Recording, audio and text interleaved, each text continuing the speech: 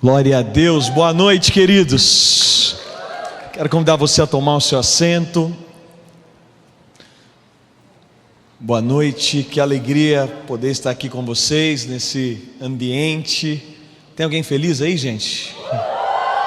Que ambiente maravilhoso, que período de adoração, que palavra maravilhosa. Cheguei aqui um pouco antes, pude receber aqui na sessão que estava acontecendo, e que tempo especial. Provavelmente você não me conhece, eu sou um pregador mundialmente desconhecido. Comum que você não me conhece, que não me conheça. Eu me chamo Dênio, eu sou pastor aqui em São Paulo, e de uma igreja chamada Dínamos. É um movimento de família, é uma família de igreja. A gente tem igrejas em vários lugares, e eu pastorei aqui em São Paulo, mas nosso campus principal fica lá no ABC Paulista, em Santo André. E sou casado com a Bruna, tenho uma filha de 11 anos, a Chloe, e a gente está esperando agora, a Bruna está esperando, tá o Bentinho, né? O Bento está na barriga, a caminho. Então, a Bru está grávida. Eu trago aqui também um abraço, um beijo da minha família, e quero aqui cumprimentar. Estava ali num tempo tão bom com os pastores amigos, e essa igreja que tem inspirado também. Você sabe que a partir dessa igreja tem gente sendo inspirada no Brasil inteiro, e eu sou um daqueles que tem sido inspirado através desse lugar. Tinha tido o privilégio de vir aqui. Nós realizamos um evento aqui para pastores em outubro, chamado Supra-Sumo, que eu lidero junto com o pastor Teófilo Hayashi. Então nós fomos abençoados podendo utilizar aqui o espaço da igreja de vocês, mas é muito bom poder estar aqui agora também para conhecer mais vocês e para poder estar ministrando aqui. Amém, gente? Vira para quem está do seu lado e fala: você está bonito demais hoje. Fala para ele: não é só hoje não. Vai dar a réplica e fala: não é só hoje não. Glória a Deus. Eu quero que você abra a sua Bíblia em João capítulo 4. João capítulo 4. Eu quero expor um texto das Escrituras com você. João capítulo 4. E possivelmente você já conhece o texto de João capítulo 4. João capítulo 4 não é uma novidade. O texto de João capítulo 4 não é novo a você. E é esse o texto que eu quero trabalhar aqui nessa noite. Antes disso, é Carol, né? Carol, eu sinto muito forte do Espírito para você. E eu via como se o Senhor colocasse uma chave na sua mão. E o Senhor me compartilhava que Ele vai te fazer uma mulher que conhece segredos profundos. E é como se essa chave te desse acesso a conhecer coisas mais profundas de Deus, a conhecer coisas mais profundas. Mas eu via também Ele colocando, é interessante porque ao mesmo tempo eu vi uma chave que ela tocava a sua boca, porque o Senhor também vai te dar uma graça de ter acesso ao coração das pessoas de forma mais profunda. O que eu sinto é que o seu ministério ele vai ter uma graça, e é como se a sua voz tivesse uma capacidade de entrar em um lugar que até antes as pessoas não tinham sido tocadas.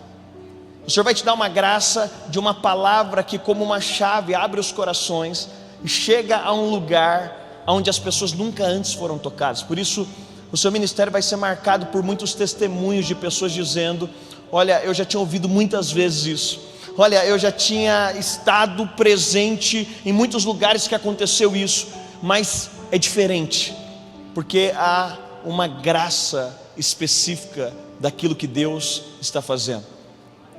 O seu ministério vai ser um ministério que se antecipa. Quando Maria foi ungir os pés de Jesus, Ele disse: não impeça, ela está se antecipando. Mais tarde as mulheres foram ungir o corpo de Jesus, já não estava mais lá, porque uma mulher tinha ungido. Por isso eu sinto o Senhor te dando uma graça de perceber coisas fora do tempo, perceber coisas que não funcionam simplesmente no Kairos. Por isso eu sinto que há uma sensibilidade nos seus ouvidos para ouvir antes que aconteça, e para fazer algo antes mesmo que as outras pessoas estejam fazendo. Por isso eu sinto o Senhor dizendo que Ele está acelerando esse processo do seu coração. Não tenha medo de ungir enquanto ninguém está ungido. Não tenha medo de dar passos na direção de coisas que talvez outras pessoas ainda não estejam dando. Não tenha medo de mergulhar em ênfases antes, e eu sinto que é isso que o Senhor vai fazer. Ele está aumentando o seu nível de coragem, para que você dê passos para se antecipar diante de coisas que Ele vai te falar. Sabe, porque Ele está te dando uma sensibilidade, e é como se essas chaves te dessem uma sensibilidade de perceber os tempos de Deus, aquilo que Deus quer fazer nesses tempos. Isso vai te dar a capacidade de perceber antes, de ver uma nuvem do tamanho da mão de um homem, e perceber essa nuvem antes que a chuva aconteça. Isso vai fazer de você alguém com uma sensibilidade profética. Eu vejo Deus aumentando o seu dom profético, e não simplesmente o profético de profecia, mas o profético de sensibilidade. O profético de sensibilidade para perceber, para sentir e para discernir, para revelar o coração de Deus acerca daquilo que Ele quer fazer. Eu declaro isso sobre você. João capítulo 4. Eu quero ler com você a partir do verso 2.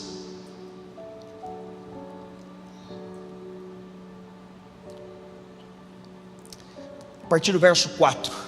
João 4:4. Você sabe, aí com a sua Bíblia aberta, com o seu celular aberto, João é o último dos evangelhos a ser escrito. João foi o discípulo que morreu mais velho, porque João foi o único que não foi mártir. Então, João, ele foi o último a escrever, e por isso o evangelho de João é considerado o evangelho mais profundo dos evangelhos.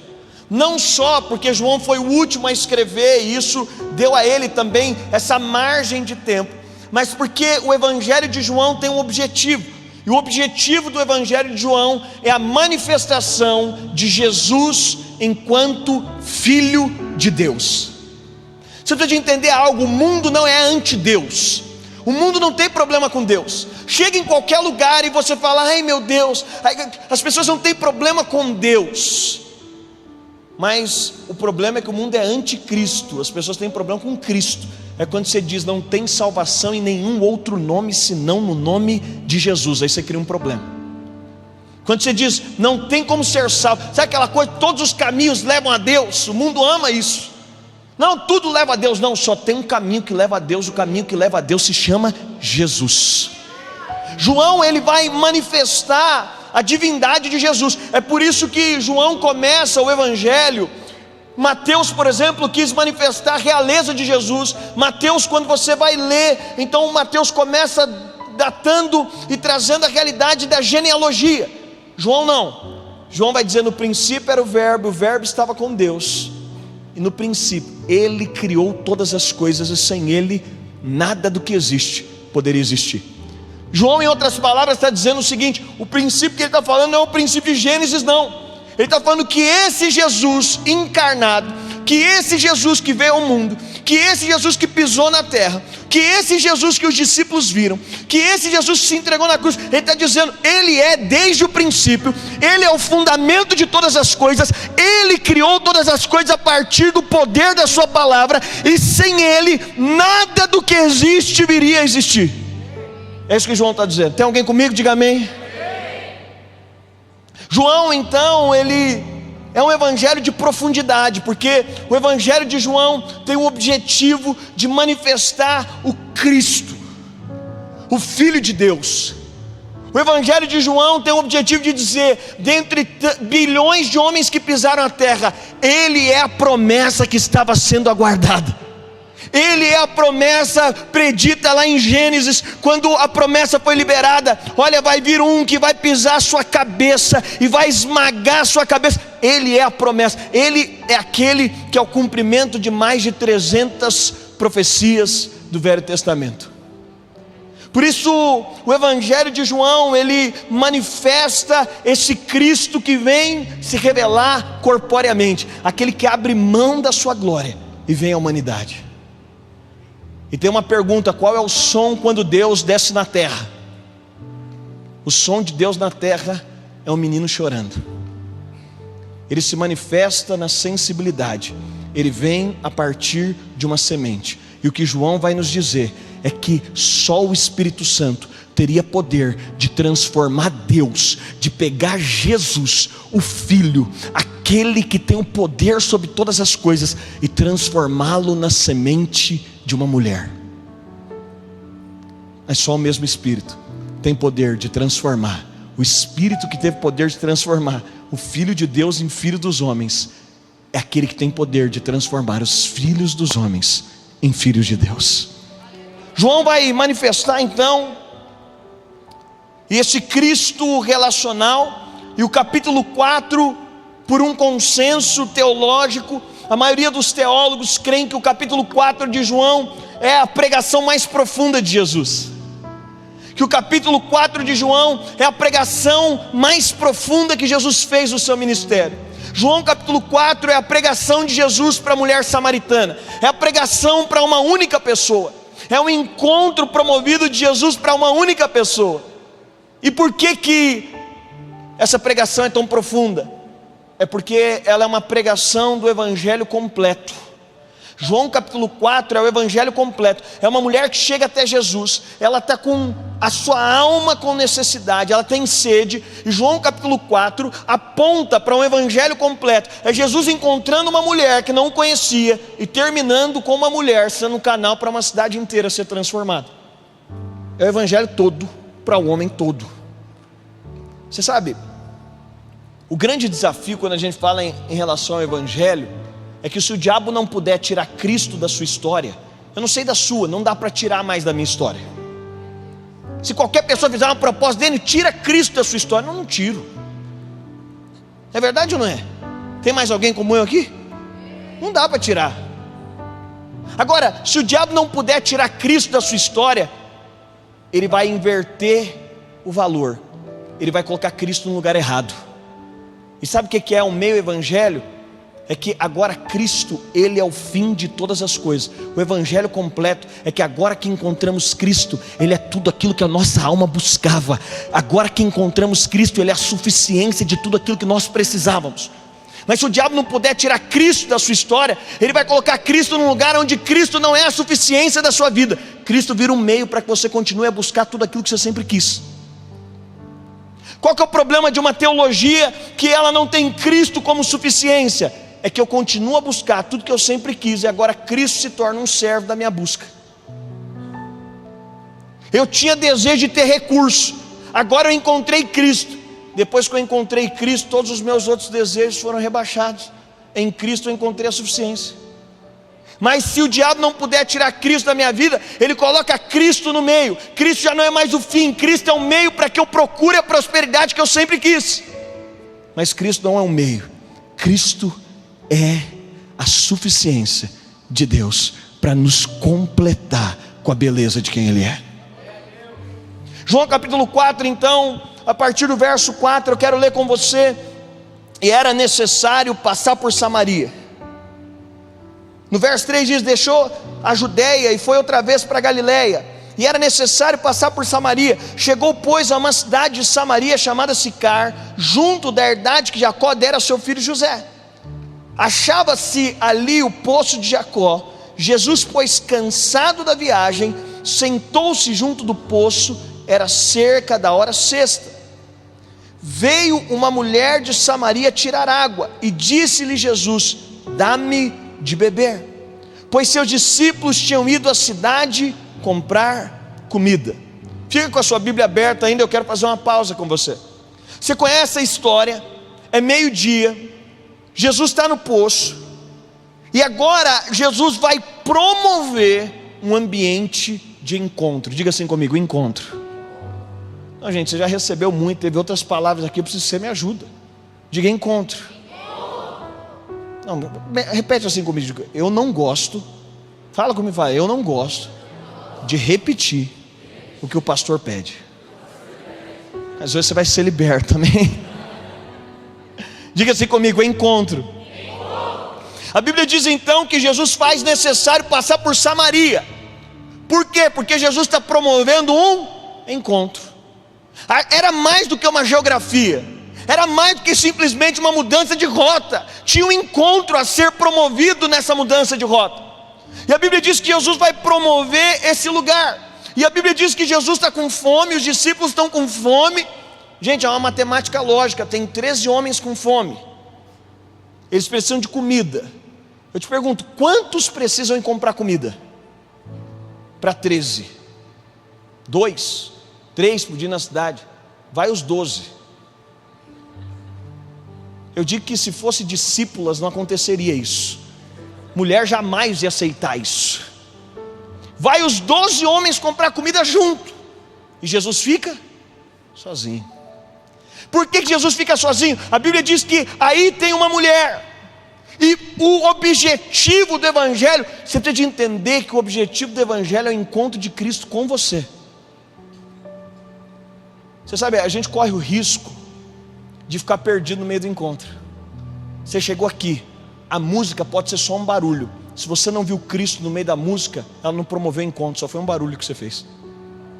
Uma conferência pode ser só mais uma programação, só mais alguma coisa que você fez, só mais um carnaval que você colocou aqui, só mais um tempo que você usou. Se isso não promoveu o encontro, se você estar aqui, eu te digo, eu não saí da minha casa à toa. Eu não vim só cumprir mais uma noite. Eu vim aqui porque eu creio que por detrás de eventos tem encontros, por detrás de músicas tem encontros, por detrás da adoração tem encontro, por detrás de uma palavra tem encontro, por detrás de um carnaval num tempo como esse tem um encontro. A Bíblia vai dizer que Jesus vai preparar um cenário, e essa é a verdade do Evangelho. A verdade do Evangelho é um Cristo que deseja se relacionar conosco, é um Cristo que está promovendo encontros. E eu acho interessante, porque até os discípulos são colocados de lado, para que o encontro aconteça. Sabe, a gente tem que tomar cuidado com isso. Tem gente que se viciou em tanta coisa, mas se perdeu no ambiente da promoção de um encontro. Quando a gente está aqui, na sua vida cristã, você precisa se atentar a isso. A Bíblia diz que quando José e Maria vão subir para a celebração na cidade, Jesus está andando com eles, mas no meio do caminho o que acontece? Eles perderam Jesus. Gente, eles são os pais de Jesus. Jesus tinha a idade da Chloe, minha filha, tem 11 anos. Não é simples você perder um filho. Eles perderam. Mas é simples você perder. Sabe o que isso significa? É que você pode perder Jesus frequentando uma igreja. É que você pode perder Jesus no meio do seu cargo ministerial. É que no meio do seu ministério, e quando eu falo perder Jesus, não é que você não tenha mais Jesus, mas é que no meio de alguma outra coisa, você perdeu a percepção do encontro. Você perdeu a percepção do Jesus que se manifesta, e agora tudo se torna menor. Esse encontro é a capacidade de entender que tudo é menor do que Jesus. O pastor é menor que Jesus, a programação é menor que Jesus, o título é menor que Jesus, tudo é menor que Jesus. É a capacidade de perceber a suficiência de Jesus e de compreender que o Evangelho diz respeito a tudo apontando para o preparo de um encontro. É interessante que no Monte da Transfiguração, no momento final do ministério de Jesus, a Bíblia diz que Jesus pega Pedro, Tiago e João, e eles sobem ao Monte da Transfiguração, e a Bíblia diz que vira uma coisa poderosa. Você lembra disso? Tem fumaça, a coisa fica poderosa. E a Bíblia diz que Pedro tem uma ideia, aparece junto a Jesus. Você lembra quem apareceu no monte? Moisés e Elias. Deixa eu te explicar o que é Moisés e Elias para um judeu. Moisés e Elias são os dois maiores profetas do Velho Testamento. Gente, quem gosta de culto poderoso aqui, diga amém. Estava o louvor aqui, de verdade, o louvor podia continuar, nem precisava pregar. Que coisa poderosa esse ambiente de fumaça, de experiência. Eu amo isso. E Pedro, quando viu isso, eu amo Pedro, porque Pedro é a representação da humanidade. Pedro fala o que todo mundo queria falar. Glória a Deus por Pedro estar na Bíblia, é ou não é, gente? Glória a Deus por Pedro estar na Bíblia. Pedro é maravilhoso. E aí Pedro vê todo aquele mover do Espírito. Gente, você já deve ter participado de um culto. Eu espero que a gente termine hoje assim, essa noite, com aquele ambiente que você fala, eu queria morar aqui. Tem duas pessoas crendo, eu queria morar aqui, eu queria. Sabe aquele ambiente que você está olhando, a manifestação de glória, a coisa, e Pedro está olhando, eles estão em cima do monte, tem fumaça, aparece Moisés e Elias. Pedro fala, Senhor, é bom demais estar aqui. Aí Pedro tem uma ideia, ele fala, façamos 3 tendas, uma para o Senhor, uma para Moisés e uma para Elias. E a Bíblia diz que, estando ele a falar, uma voz interrompeu. Sabe quando alguém tem uma ideia tão ruim que você não pode deixar ele concluir? Presta atenção, fica aqui comigo, a gente precisa de caminhar junto. Eu sei que eu estou aqui o último da noite, eu preciso que você me ajude. Sabe quando alguém está falando alguma coisa que você fala, eu vou precisar ser indelicado, porque a ideia é tão estúpida que se o cara terminar vai piorar. Agora, vamos ser sinceros, o que tem de tão ruim Pedro vendo Moisés e Elias e Jesus, e ele falou, vamos fazer uma tenda, e Deus interrompe ele. Peraí, o que tem de tão ruim na ideia de Pedro? Parece uma boa ideia. E uma voz vem do céu, e o próprio Deus diz, esse é o meu filho amado, a ele ouvi. Desaparece Moisés e Elias, a experiência desaparece, eles descem do monte. A pergunta é, o que tem de tão ruim na ideia de Pedro? E eu vou te explicar. A ideia de Pedro é ruim porque ele fala sobre construir 3. Sabe o que Pedro está fazendo? Colocando Moisés e Elias no mesmo nível de Jesus.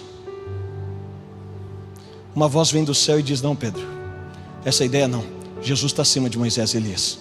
Sabe qual é o problema da nossa vida?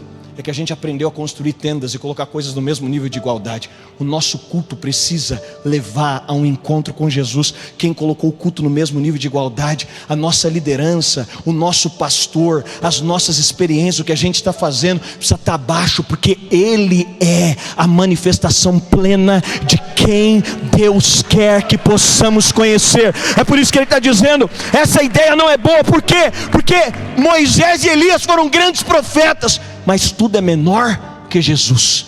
Posso dizer uma coisa? Não coloque a sua família no mesmo nível de igualdade de Jesus. Sua família está abaixo de Jesus.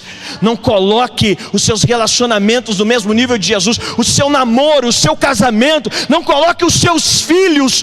Eu amo os meus filhos, mas eles estão abaixo de Jesus. Porque ainda que essas coisas sejam importantes, nós estamos compreendendo que o encontro com Jesus, que a realidade de quem Ele é, está acima de todas as outras coisas que conhecemos. Esse é o Evangelho. É por isso que no Evangelho a gente está sensível a encontrar Jesus atrás de tudo. Por isso que Paulo vai dizer aos Romanos que todo homem vai ser indesculpável. Paulo diz o seguinte: o Evangelho nos dá uma sensibilidade de perceber Jesus. Você sabe, você precisa de ver Jesus em tudo. Você vai comer pão, você precisa de olhar para o pão e dizer, Ele é o pão que mata a minha fome.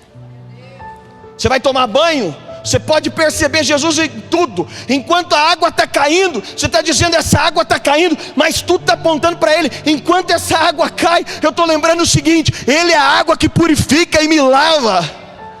Enquanto você mata a sua sede, você pode dizer, Ele é quem mata a minha sede. Paulo diz, a criação está expressando o Criador. Quando você olha o sol colocado lá no seu limite, você pode olhar e falar, Ele é Senhor sobre todas as coisas. Enquanto você vê os animais, você pode dizer, tudo que está sendo feito é para louvor do seu nome. É a percepção de encontro. Jesus vai marcar um encontro. Jesus vai preparar um cenário. Jesus vai preparar o contexto. E agora a Bíblia diz que Ele está sozinho com essa mulher. E é isso que João quer nos revelar em todo o seu Evangelho. Os 21 capítulos. Você conhece João capítulo 3? João é o livro mais lido da Bíblia. O capítulo 3 o mais lido dos capítulos. E no Brasil certamente o 16 está entre os mais lidos. Mas é o Cristo relacional. Em João capítulo 3, Jesus encontra um homem chamado Nicodemos. Era um homem, diga comigo, homem. Um encontro. Jesus encontra um homem no meio da noite, diga à noite. Jesus encontra um homem no meio da noite, e esse homem era um poderoso, diga poderoso. No capítulo 3, Jesus encontra um homem poderoso no meio da noite, encontro.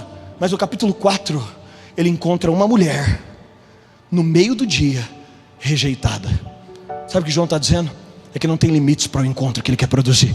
Ele veio para encontrar poderosos e gente simples. Ele veio para encontrar letrados e ignorantes. Ele veio para encontrar homens e mulheres. Ele veio para encontrar pessoas piedosas, mas também pecadores. O que João está dizendo é o seguinte: não tem limite. Ele pode entrar em qualquer lugar, ele pode atingir qualquer casa, ele pode entrar em qualquer contexto. Não tem hora marcada. Ele pode fazer de dia, ele pode fazer de noite, ele pode fazer de madrugada, ele pode fazer num contexto adequado, ele pode quebrar o contexto adequado. Ele veio para promover encontros. Ele veio para gerar encontros. E aí ele pega essa mulher, o contexto dessa mulher. Agora essa mulher está sozinha. E a Bíblia diz então, no verso 9: disse então a mulher samaritana: como sendo tu judeu me pede de beber a mim, que sou mulher samaritana? Porque os judeus não se comunicavam com os samaritanos.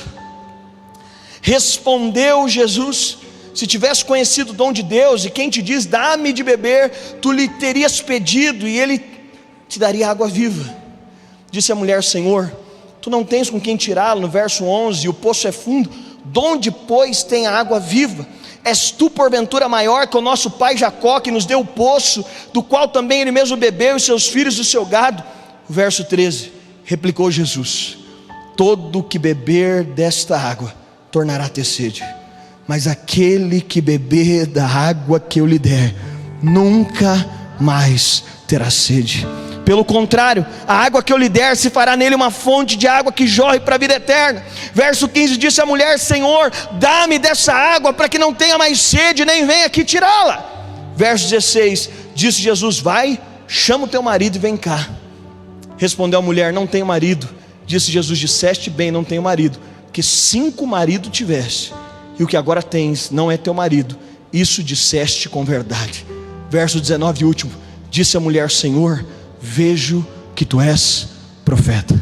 Feche seus olhos por um instante. Obrigado pela tua palavra. Obrigado. Nós reconhecemos que lâmpada para os nossos pés e luz para o nosso caminho é a tua palavra. Nós reconhecemos que a tua palavra é inerrante, nela não há erros. Nós reconhecemos que a tua palavra é infalível em toda a história, ela nunca faliu. Nós reconhecemos que céus e terra passarão, mas as tuas palavras permanecem para sempre. Nós reconhecemos a tua palavra como mais empolgante do que as nossas séries de Netflix. Por isso, obrigado pela tua palavra, porque ela nos transforma. Nós queremos ser a geração que tem desejo ardente pela tua palavra. Nós queremos ser a geração que encontra Cristo por meio das Escrituras.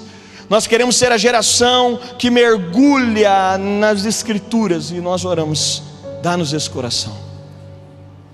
Nós queremos ser como aqueles discípulos a caminho de Emaús, que disseram: porventura o nosso coração não ardia enquanto nos falava, porventura o nosso coração não queimava enquanto Ele nos falava. Por isso eu oro pedindo ao Teu Espírito que o nosso coração possa aquecer para muitas coisas, mas que sobretudo o nosso coração possa se aquecer diante da Tua palavra.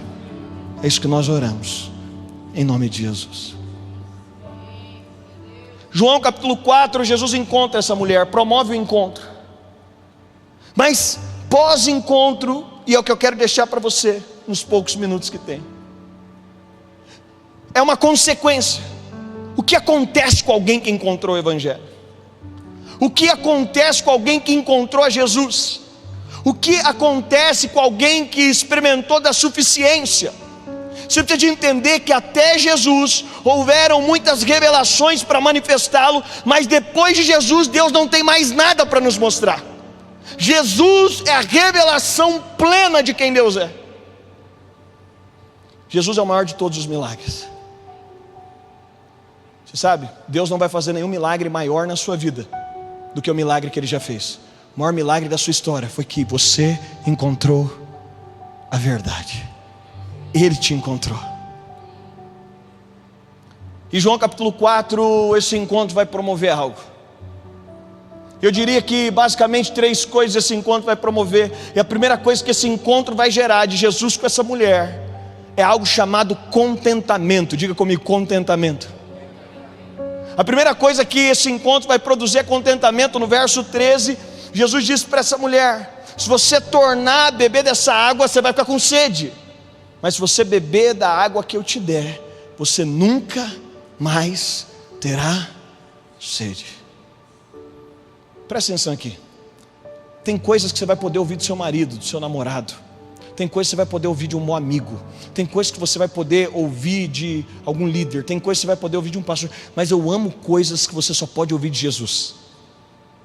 E esse verso é algo que só Jesus pode falar. Ele diz: se você beber dessa água, você vai tornar a ter sede. Mas se você beber da água que eu tenho para te dar, você nunca mais terá sede. A sede dessa mulher não era sede de água. O desejo dessa mulher não matava com um copo de água. A sede dela não era suprida. Jesus não estava falando de água natural aqui não. Jesus estava falando da sede da alma dela. Essa mulher é uma expressão da humanidade. Ele está dizendo: se você voltar a beber dessa água, você vai ter sede. Mas eu tenho uma água para te dar, você nunca mais vai ter sede. Presta atenção. Você pode rodar São Paulo, você nunca vai conseguir entrar numa concessionária e alguém vai dizer para você: compre esse carro, que sabe a sede que você tem na sua alma, aquele desejo assim de mostrar que você é bem sucedido. Compre esse carro que eu te afirmo que você nunca mais vai ter sede. Não pode. Você vai sair com um carro, é legal uma semana, 2, 3, na quarta, quando trocar o modelo do carro, sua alma vai estar com sede de novo. Você fala: não, então o que eu preciso é casar. Nenhum homem vai poder dizer para você: ó, casa comigo. Sabe a sede que você tem na sua alma, por conta da orfandade que você teve, da rejeição que você teve? Casa comigo que você nunca mais vai ter sede. Mentira, homem nenhum tem capacidade de fazer isso. Ou talvez você pense: não, eu vou ter sucesso profissional. Empresa nenhuma vai poder dizer: nós estamos te admitindo e agora a gente vai te dar um cargo, e você vai ter tanto poder que você nunca mais vai ter sede. Não, não tem. Porque tudo que o mundo propõe volta a dar sede. E isso aqui não é só das coisas pecaminosas, são das coisas lícitas. Talvez alguém pense: não, então eu vou mergulhar no ministério. Não, mas você vai voltar a ter sede se for só isso. Jesus está dizendo para essa mulher: mas eu tenho uma água para te dar, que você nunca mais vai ter sede. Nós somos o país mais ansioso do mundo. Depois da formação em teologia, eu estou graduando em psicologia, porque a gente está no momento como país. É a primeira vez na história que a ansiedade ultrapassou a depressão no nível de pessoas inválidas. É o dilema que a gente vive hoje. E qual é o dilema que a gente vive hoje? Da alma seca. Qual o dilema que a gente vive hoje? É da alma que está querendo alguma coisa o tempo todo. É de uma alma que não consegue se resolver, que ainda que exteriormente até pareça que as coisas estão legais, mas interiormente, esse é o dilema dessa mulher. Nós estamos falando de 2000 anos atrás, e Jesus olha para nós hoje dizendo: eu conheço o dilema da sua alma, eu conheço a sede do seu coração.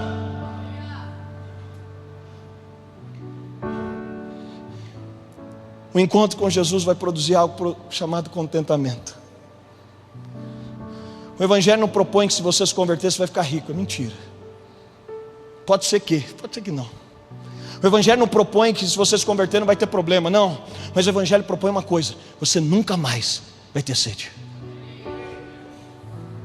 Paulo vai escrever a carta mais feliz da Bíblia. E a carta mais feliz da Bíblia é a carta aos Filipenses. Se você quiser uma carta de felicidade, é a carta de Paulo aos Filipenses. E quando Paulo vai escrever a carta aos Filipenses, gente, vamos ser sinceros, quem poderia dar um curso de felicidade? Alguém que está vivendo a plenitude da vida, sim ou não? O cara fala: vou te ensinar como ser feliz. Aí você fala: esse cara tem que ter 4 carros na garagem, tem que estar casado, tem que estar cuidando bem dos filhos, a vida dele tem que estar perfeita, esse cara tem que ser honrado por todo mundo, ele tem que ter no mínimo 1,5 milhão de seguidores. Porque nós criamos uma métrica de felicidade que não é a métrica bíblica. Paulo escreve a carta mais feliz da Bíblia, sabe onde ele está? Diga comigo: preso. Está entendendo?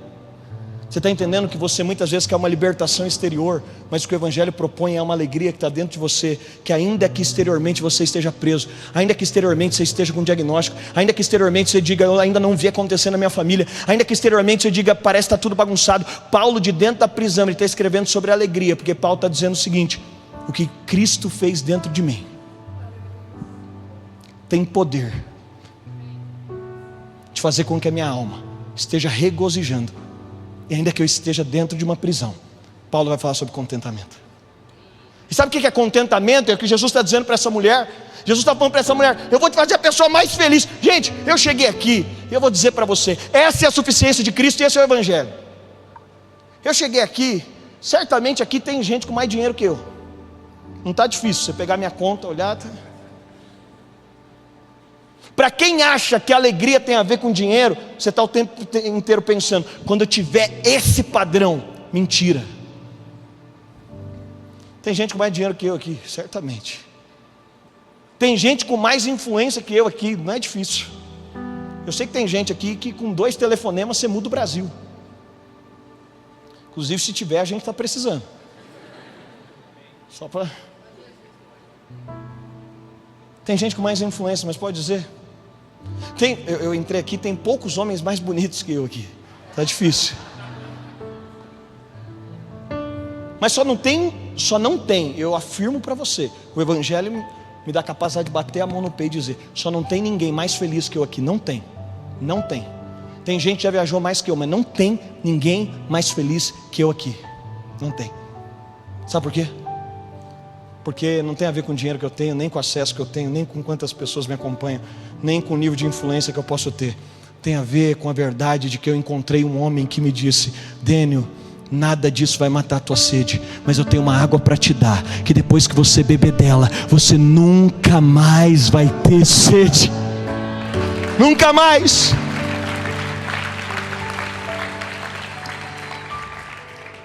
Sabe o que Paulo, eu resumo a carta aos Filipenses, e o que é contentamento? Contentamento não é você ter tudo que você quer. Tem gente que acha: não, pastor, quando eu tiver tudo que eu quero, então eu vou estar resolvido. Não. E melhor, na vida você não vai ter tudo que você idealiza. Bom dia. Não vai ter. Contentamento não é você ter tudo que quer. Não é Deus dar tudo que você quer. Contentamento não é ter tudo que deseja. Contentamento é ser feliz com tudo que você tem. Sabe o que é contentamento? Não é você ter tudo que você almeja. Contentamento é com que o que Deus te deu, você poder olhar e falar: eu sou a pessoa mais realizada que tem. Com a família que eu tenho, com a história que eu tenho, com o ambiente que eu tenho. É interessante porque quando Jesus está falando sobre contentamento com essa mulher, Ele está falando para essa mulher: gente, e isso é Evangelho. Talvez você fale: como assim? Esse é o Evangelho. Bem-vindo, o Evangelho é Cristo sendo a nossa suficiência e somente Ele. E as outras coisas são outras tendas que a gente resolveu diminuir. Ah, pastor, mas não é importante casar? Mas não é importante ter recurso? Mas não é importante que... Mas não é importante aquilo outro? Mas nenhuma dessas coisas são suficientes. Tem algo acima delas. Tem algo mais profundo que elas. Tem algo que a gente está buscando além delas. Quando Jesus está falando sobre contentamento com essa mulher, o primeiro milagre que Jesus faz lá em João capítulo 2, você lembra onde foi o primeiro milagre? O primeiro milagre aconteceu nas bodas de Caná da Galileia. O que estava acontecendo lá, gente? Casamento. Na teologia a gente estuda algo, e uma das formas de interpretar um texto é chamado de princípio da primeira menção. O que significa o princípio da primeira menção? Teologicamente, quando algo aparece a primeira vez na Bíblia, a gente tem um olhar para compreender que a primeira vez mostra o significado daquilo. 4.000 anos de espera manifesta o Messias. Gente, vamos ser sinceros, cheio de hospital lotado, com vila e leprosário, com pessoas que estão desejando dar um abraço novamente nos seus filhos, cheio de enterro acontecendo. Vem Jesus, se manifesta. Eu digo que ele errou o endereço. Ele vai fazer o primeiro milagre para inaugurar, de vir num lugar cheio de necessidade. Aonde ele vai? Um casamento. O casamento é o lugar mais bonito que você já frequentou. Pensa aí, qual lugar que você mais se arruma para ir? Casamento. Qual lugar que os convidados são escolhidos a dedo? Casamento. Gente, tem gente que fala: pastor, vou casar. O cara some da igreja 1 ano e meio antes. Eu falei: irmão, o que você está? Não, pastor, estava preparando, estava escolhendo a cor das pétalas. 1 ano e meio, o cara Escolhe até a cor da pétala que vai ter na entrada. Gente, casamento, eu digo que assim, tem pouca coisa, quem já casou aqui sabe, tem pouca coisa mais difícil na vida que fazer lista de convidado de casamento, é ou não é? O irmão que nem fala com você começa a te cumprimentar na igreja. O irmão te abraça, pergunta aí como é que está, porque no fundo o que ele quer? Eu já acho fantástico Jesus ser convidado para um casamento, porque fica a dica, gente chata não é convidada para casamento. Mas aí, Jesus vai com os discípulos para o casamento. Vamos ser sinceros, gente, o casamento brasileiro já é o melhor lugar que você já foi, que você mais se arruma, a família está perfeita no casamento, mas um casamento judaico, irmão, aí você está falando de um outro nível. Jesus vai fazer o seu primeiro milagre no lugar mais feliz que a terra tem. Por que não no mais triste? Tem uma questão teológica aqui por trás. Ele poderia ir no lugar mais triste, mas ele vai no mais feliz. E ele chega no mais feliz, e a Bíblia diz que tem vinho, e vinho aponta para a alegria natural. E está todo mundo feliz, está todo mundo alegre, e está uma coisa maravilhosa, e Jesus está ali. Eu fico pensando que Jesus está dizendo para os discípulos: esse é o lugar mais feliz da terra. É, Jesus, olha que maravilha. Mas daqui a pouco o que acontece? Acaba a alegria. Sabe por quê? É o que Jesus estava dizendo para essa mulher: nada vai conseguir te suprir. Você fala: não, pastor, é que eu preciso casar. Irmão, eu sou casado com a mulher da minha vida. Eu casei com 18 anos. O cara, para casar com 18 anos, ele tem que estar muito apaixonado. Eu lembro até hoje quando eu vi a Bruna com uma saia alta, branca, com detalhe preto, entrando num domingo de manhã. Eu lembro. A gente guardou a saia por anos, que eu dizia para ela: se alguma coisa acontecer, eu me apaixonei por você na saia, a gente põe na saia de novo. Apaixonado por essa mulher, construindo a vida com ela. Eu posso dizer: casamento não me supre. Se for só isso, acaba o vinho. A gente fala: vamos ter filho. Gente, eu acho maravilhoso uma mãe no porpério, assim, no pós, porque não dorme. Poucas dormem, né? Eu lembro quando a gente ganhou o bebê, a gente ficou 4 meses sem dormir uma noite. Aí aparecia uma filha de Deus e dizia: nossa, meu filho dorme a noite inteira. Eu falo: não conta isso. Mas é maravilhoso que a mãe, ela está naquele misto de alegria, de falar a coisa mais maravilhosa da vida, mas ao mesmo tempo falar: o que eu fiz da minha vida? Maternidade é maravilhosa, mas se for só isso, os filhos crescem, eles vão embora. A gente idealiza uma coisa e eles não vão ser necessariamente o que a gente idealizou. É maravilhoso? É. A paternidade é maravilhosa? É. Uma emoção maravilhosa, mas só isso não tem capacidade de suprir. Ah não, então vamos estudar, vamos nos graduar, vamos fazer uma faculdade, 2, 3, está certo, tem que fazer. Não pode dizer, não cura, não resolve.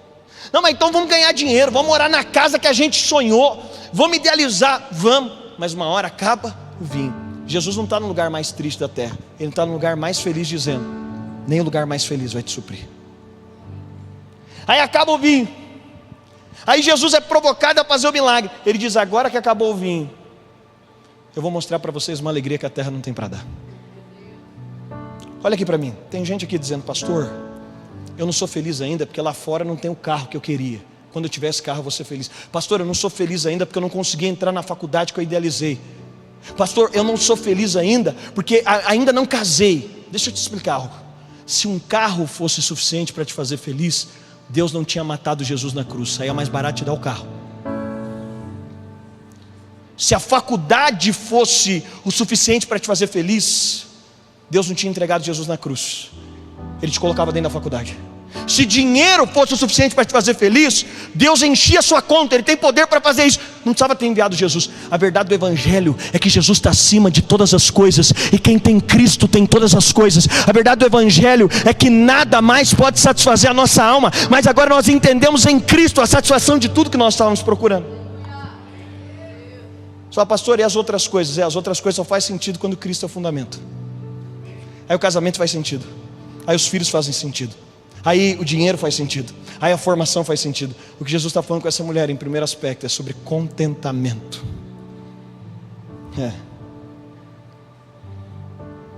Sabe, a minha oração por você nessa noite é que que você seja uma pessoa tão bem resolvida, na era da comparação, que você não queira ser ninguém além de você. Porque Deus não errou na sua história, não errou na família que te pôs.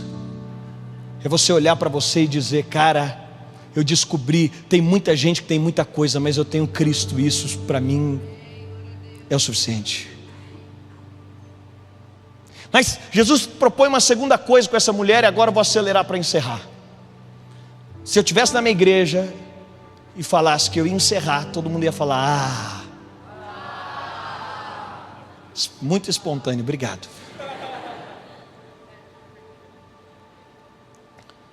Diga comigo: contentamento. Você já pensou que você não precisa de mais nada para ser feliz? Porque você tem tudo. Já pensou parar de ficar sendo escravo da expectativa do futuro? Você já pensou parar de ficar idealizando? Você já pensou que ainda que esteja preso, Paulo está falando o seguinte: eu não preciso estar fora daqui para ser feliz. Mas uma segunda coisa que Jesus está propondo para essa mulher, diga assim comigo: descanso. Essa mulher falou: me dá dessa água para que eu não tenha que voltar aqui. Ela estava cansada, ela ia buscar água meio-dia, era a hora mais quente do dia. Essa mulher estava cansada. Pode dizer, quando você não tem contentamento, isso vai produzir em você cansaço. É uma alma cansada. Romanos 8,15: não recebemos o espírito de escravidão para estar outra vez com temor, mas recebemos o espírito de adoção de filhos. A gente ouviu isso aqui essa noite. Sabe o que significa? Só tem duas maneiras de se relacionar com Deus, só duas: ou você se relaciona como escravo, ou você se relaciona como filho. Deus não está aprendendo a ser pai, é a gente que precisa de aprender a ser filho. Sabe o que Jesus está dizendo para essa mulher? Eu tenho descanso para você. Sabe o que ele está falando para essa mulher? Eu sou o seu pai. Você tem um pai que está cuidando de você. Até hoje você tinha que dar o seu jeito, mas você precisa de entender que você precisa descansar. Posso te ensinar uma chave espiritual? Você não pode ser abençoado nas áreas em que você está preocupado. É um princípio espiritual. Toda área que você está preocupado, você não pode receber bênção, porque você está dizendo: eu faço do meu jeito, eu resolvo do meu jeito. Mas é interessante, você não encontra uma criança de 3 anos chorando no meio da madrugada. Aí você chega no berço e ela está chorando. Aí você vai acudir ela no berço e fala: o que foi? Ela fala: eu não sei como a gente vai pagar aluguel mês que vem. Tem chance disso acontecer? Não tem. Sabe por que não tem? Porque quem tem um bom pai sabe, ele está cuidando para mim, ele cuida de mim. Jesus falou: quando bater a ansiedade, olha para os lírios. Quando bater a ansiedade, olha para os pássaros. Sabe o que ele está dizendo para essa mulher? Eu vou te levar a um lugar onde você vai poder descansar em plenitude. Você vai poder descansar. E descansar na mão de quem? Descansar naquele que está controlando o universo. Descansar na mão daquele que... Eu sempre gostei do salmista dizendo que ele chama as estrelas pelo nome. Eu sempre pensei, ele deve ter umas 3 estrelas, são os pets de Deus. Ele deu um nome para as 3, porque quando a gente olha para o céu a gente vê pouca estrela. Aí esses dias eu vi um artigo científico que diz que tem mais estrelas no firmamento do que grãos de areia em toda a terra. O seu Deus chama as estrelas pelo nome. Você não consegue lembrar o nome de ninguém. Ele chama estrela pelo nome. Descansar na mão de quem? Descansar na mão daquele que tem autoridade. Os mares estão no seu limite, porque Ele definiu que os mares estivessem no seu limite. Descansar na mão daquele que tem autoridade em cada centímetro quadrado do universo. Ele é Senhor. Descansar na mão daquele que te sustenta. Um tempo atrás, um jovem da nossa igreja sofreu um acidente, filho de um casal da nossa comunidade. 15 anos, ele foi andar de bicicleta, a bicicleta quebrou o garfo na descida. Ele sobreviveu por um milagre, mas ele ficou paraplégico. E no processo de recuperação, os médicos disseram: ele não vai voltar a andar. Mas aí no processo de recuperação ele foi evoluindo. E eles disseram: agora a gente vai colocar ele num robô, porque o cérebro desaprende a ficar em pé. De tanto tempo ficar sentado, o cérebro desaprende. E esses dias esses pais chegaram para mim no final de um culto emocionados. E eu disse para eles: qual é a emoção? Eles falaram: pastor, Os médicos colocaram no robô e disseram que ele ia ficar no máximo 10 segundos em pé. Ele ficou minutos. Eu falei, glória a Deus, eles estavam emocionados. Mas quando eu saí, eu falei, peraí, é isso que eu acabei de ouvir? Eu não tenho capacidade nem de ficar em pé, se Ele que governa todas as coisas não me der a capacidade de ficar em pé. E a gente acha que a gente é suficiente para tanta coisa. E Deus me lembrou, você não tem capacidade nem de ficar em pé, se eu não estiver conduzindo a sua história. Nem em pé você consegue ficar. Sabe o que ele está dizendo para essa mulher? Eu estou cuidando da sua história. Você tem limites, eu não. Você não consegue enxergar o futuro, eu consigo. Você não consegue crescer um côvado, eu sou aquele que governa todas as coisas. Esse relógio aqui, gente, Jesus amado. Mas vou encerrar.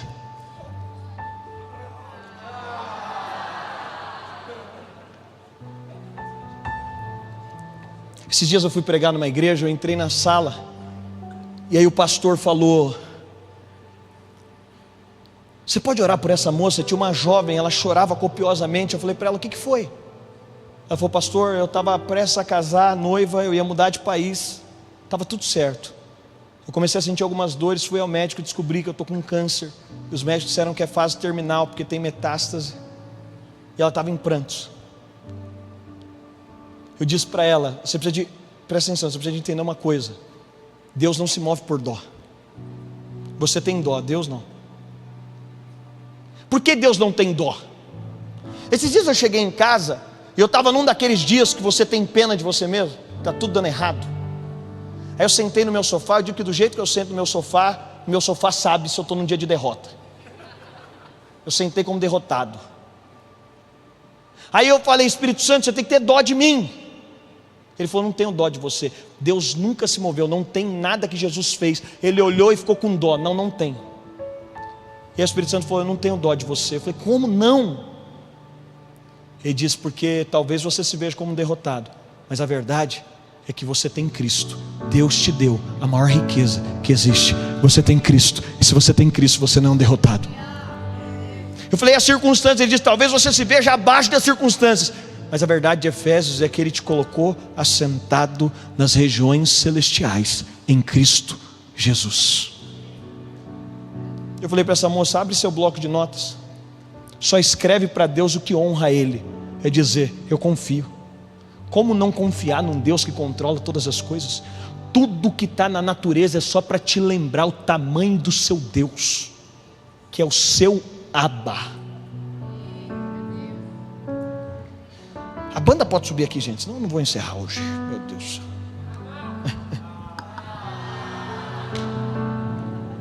Você sabe quando Paulo diz em Romanos capítulo 8, verso 15, mas o mesmo Espírito testifica ao nosso Espírito, nós somos filhos de Deus. Ele diz, então não recebemos o Espírito de escravidão, mas nós recebemos o Espírito de filiação, pelo qual nós clamamos, Abba Pai. Sabe o que Paulo está dizendo? Paulo está dizendo que o lugar mais alto que você pode chegar é o lugar de filho. Não, deixa eu te explicar o que significa Abba Pai. A primeira coisa que uma criança aprende a falar é o quê? Pai. As mães vão concordar comigo, papai. Se não é a primeira, é uma das primeiras, papai. Você sabe, eu tenho criança pequena em casa. Quando uma criança está no quarto dela, irmão, pode ser a hora que for da noite, se ela der um grito lá do quarto e falar papai, Abba, pai, é papai, você salta de onde você estiver, você levanta de onde for. A criança à noite não acorda e fala no berço, ó grandioso pai que agora está no seu leito, eu venho, não sei se sou merecedor, não sei se mereço, mas eu venho rogar-te agora, ó grandioso. Não, como que crianças fazem? Pai. Sabe o que Paulo está dizendo? É que o nível mais alto que você pode chegar é no entendimento de que você tem um pai. E quando você grita pai, Ele não está com as suas mãos encolhidas, Ele não está com os seus ouvidos tampados, e os seus olhos não estão fechados, Ele está pronto a nos ouvir. Eu falei para essa moça, faz uma carta aí para Deus, dizendo que você confia. Aí ela fez a carta. Aí meses depois eu fui numa igreja, no final do culto, quem estava lá? Ela falou: pastor, eu precisava vir aqui contar para você. Estou curada. E no meio dos meus processos de dor, eu lia isso aqui e lembrava que Ele está no governo de todas as coisas. Ela falou: pastor, mas o mais incrível é o seguinte, eu não estou curada só do câncer. O meu coração está curado do medo. O que Jesus está dizendo para essa mulher é: você vai ser curada. Você vai descobrir que você tem um pai. A terceira coisa eu falo um outro dia, que vão me convidar para pregar aqui de novo, aí eu conto. Sabe qual é a proposta do Evangelho? É Cristo, somente Cristo. É tudo que nós precisamos. Cristo é a suficiência de Deus. Qual é a verdade do Evangelho? É que tudo sem Cristo é vazio. Qualquer coisa que você tenha a partir de Cristo é o suficiente. E aí Jesus fala aí para nós orarmos agora. Fala para essa mulher: você quer essa água? Ela diz: eu quero. Me dá essa água. Aí Jesus faz uma exigência para essa mulher. A Bíblia é linda demais. Se você quer, então vai e busca seu marido. Gente, se fosse no mundo de hoje, eu digo que ia dar manchete. Profeta machista exige a presença do marido para fazer milagre. Mas tinha um propósito, tinha um objetivo.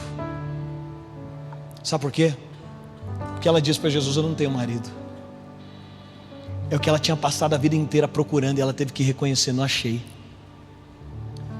Ela teve que se render. Eu amo isso do Evangelho. Nós como pastores, eu sei que os pastores dessa casa, a gente entra na casa de artista, que o cara não consegue sair da rua de tão famoso, e o cara fala: eu descobri que não era isso, isso aqui não é o suficiente.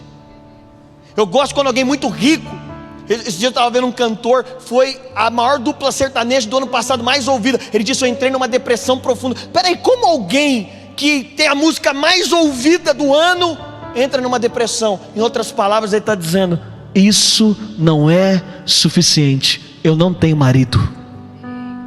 Eu procurei, mas continuo sem encontrar. Aí Jesus fala para ela: disseste bem, não tenho marido. Que 5 você teve, e o 6º agora não é seu marido. Na teologia os números falam. 6 aponta para o ápice da busca humana. É por isso que o espírito do anticristo é 666. É o homem no centro. Sabe o que Jesus disse para ela? Você procurou em todos os homens se satisfazer, você não conseguiu encontrar. Você procurou com todas as suas forças. Jesus estava dizendo para ela: você esgotou, você usou tudo que o mundo podia te dar, você não deu certo. Mas você sabe, os números falam. Ele diz: você não encontrou em 6 homens, mas naquele dia estava marcado o encontro. O 7º homem iria encontrá-la. Sabe o que 7 significa na Bíblia? Perfeição divina. Sabe o que Jesus está dizendo para ela? O que 6 homens não puderam te dar, eu sou o 7º homem. Eu sou o homem perfeito. Eu sou o homem que te supre. Ai meu Deus, o que o Evangelho faz conosco? O Evangelho nos coloca no lugar que encontramos a Cristo, o homem perfeito, que encontramos a Cristo, a saciedade perfeita, que encontramos a Cristo, o Emanuel, que Ele veio ao nosso encontro, que Ele nos encontrou. E Jesus está dizendo: se você beber dessa água, você nunca mais vai ter sede, e essa água vai se transformar como uma fonte no seu interior. Queria que você só estendesse as suas mãos onde você está.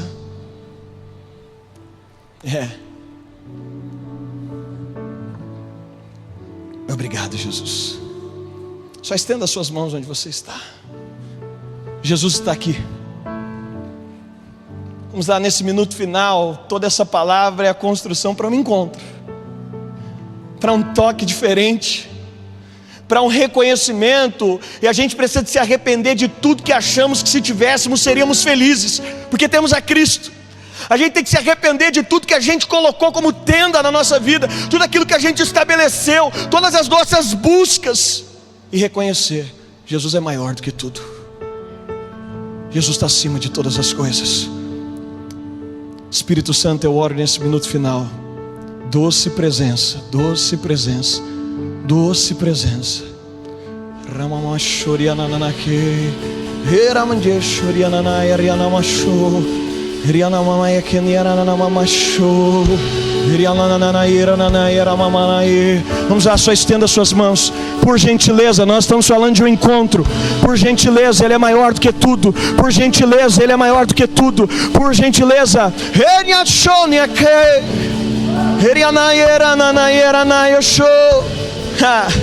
Espírito Santo, doce Espírito, doce Espírito, doce Espírito, por gentileza, por gentileza, por gentileza. A palavra que o Senhor me deu sobre essa noite é que o Senhor proporcionaria encontros com a beleza de Cristo. Por isso, doce Espírito Santo, eu oro. Tu tens um compromisso com a tua igreja. O Senhor marcou esse dia, e esse dia é Samaria para algumas pessoas aqui.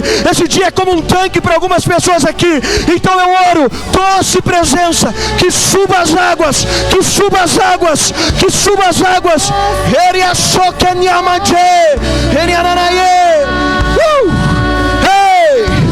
Vamos, Espírito, por gentileza. Vamos, Espírito, vamos, Espírito, vamos, Espírito. Vamos, Espírito, vamos, Espírito. As fontes entulhadas agora, as fontes entulhadas, as fontes entulhadas. Comece a jorrar, comece a jorrar, comece a jorrar. Erianjoke minha chorie, nananá, nananá, nananá, nananá, nananá, nananá, por gentileza. Vamos ao rio, ao rio, ao rio, vamos, vamos. Eriachoque, ei, ei, ei, por gentileza, vamos. Se você pode, não apenas assista. Se você pode, Ele está te convidando. Ele está te convidando. Vamos, vamos, vamos. Vamos à beleza de quem Ele é. Entre os milhares e milhares, Tu és o maior. Dos prazeres, o maior. Das paixões, a maior. Ele achou. Ele araraie.